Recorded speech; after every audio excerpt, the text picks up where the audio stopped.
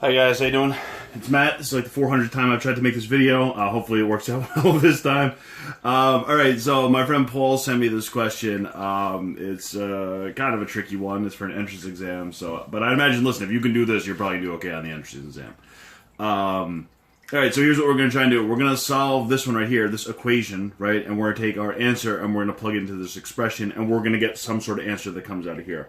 It's a little bit tricky. Nothing that, alright, maybe nothing you should be able to handle by the end of pre-calc.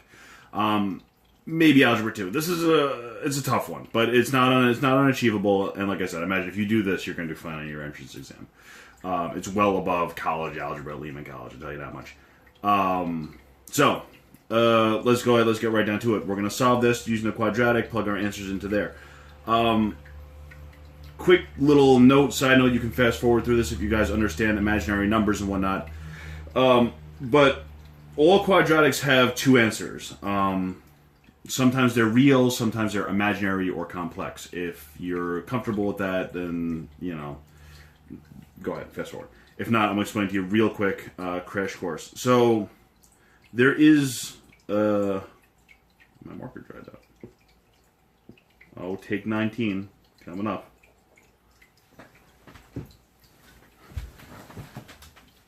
So how many times I've done this problem? My marker dried up. All right. Oh, it's like Christmas time already. All right, so you have your negative 16. If I take the square root of negative 16, square roots say what number times itself can make negative 16. By default, to make it a negative number, you need to multiply a positive and a negative, or a negative and a positive.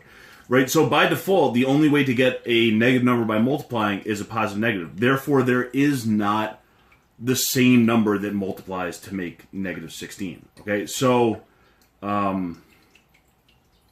it's a little bit tricky. So, a bunch of people a long time ago, namely Mr. Cardon himself, figured out a way to kind of get around this. And they created what's called the imaginary unit. And the answer to this would be 4i, I being the imaginary unit. How this works is that you break this down to factors. Factors of 16 are the square root of 16 and the square root of negative 1. So the square root of negative 1 is defined as I. 16, the square root of 16 is 4, the square root of negative 1 is I, and that's where your answer ends. And so this is going to give us some of those complex imaginary answers, and that's okay because we can get around it. Namely because there's a squared here. So if you guys recall, if I square square roots, they undo each other. So this is 16. The square root and the square undo each other. They're like inverse operations. If you want to know why, 16 to the 1/2 power squared is equal to 16 to the first power, which is equal to 16. Okay? But the same thing is true for negatives. If you took the square root of negative 16 and you squared it, the square and the square root undo each other, and so you just get negative 16. So don't freak out that you got a negative square root for this. You're going to leave it like it is, and it's going to cancel out up here when you square it. So let's get down to business before I have to record this for 8,000th time. A is equal to 3, B is equal to negative 2, and C is equal to 7. Let's go ahead. X equals negative b plus or minus the square root of b squared minus 4 times a times c all over 2a. Let's go ahead. Let's plug it in. X is equal to negative 2 plus or minus the square root of negative 2 squared minus 4 times 3 times 7. All of that over 2 times 3, okay? 4, 2, plus or minus the square root of 4.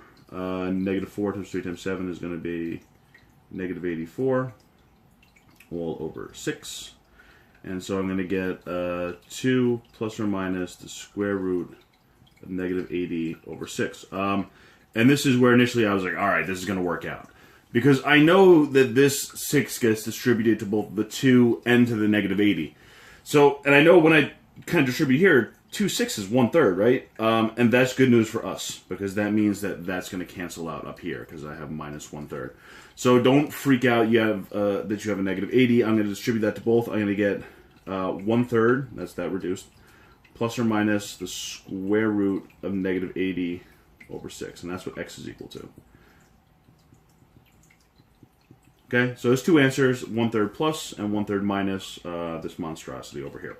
So again, don't evaluate this and make it the imaginary unit. Just leave it just like that for now.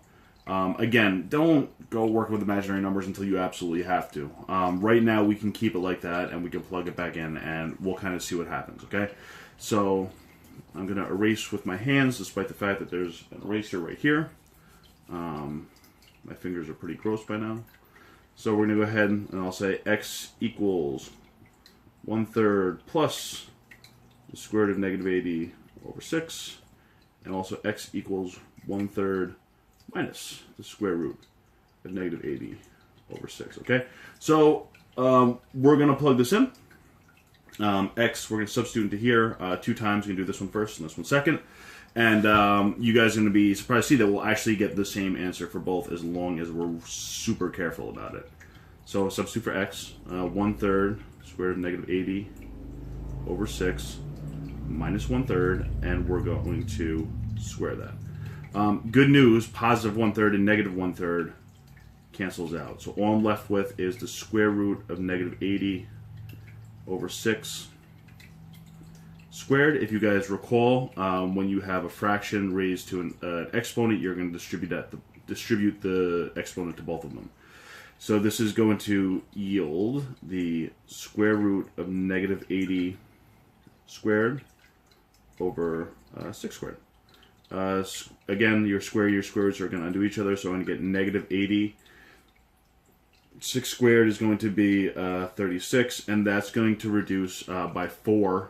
4 goes into 80, negative 20 times, and it goes into 36 9 times. And that's your answer right there. On your paper, it's answer E. Okay?